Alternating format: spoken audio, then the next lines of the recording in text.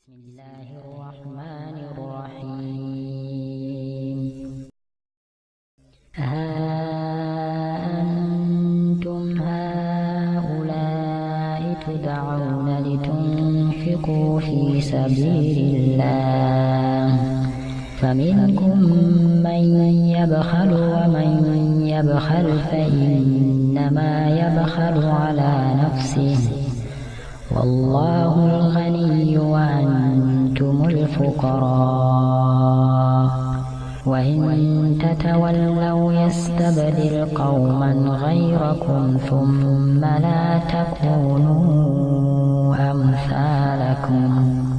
Mdzina la Mulungu wachifundo chambiri wachisoni. Ndinu amene mukuyitanidwa kuti mupereke chuma mu njira ya Mulungu, koma alipo ena a inu akuwumira, ndipo amene akuwumira akudzimana yekha. Mulungu ngwachikwanekwane, ndipo inu ndinu amphawi. Ngati munyoza Chisilamu ndi kubwerera mbuyo posakhulupirira, Mulungu adzabweretsa m'malo mwanu anthu ena, iwo sadzakhala ngati inu.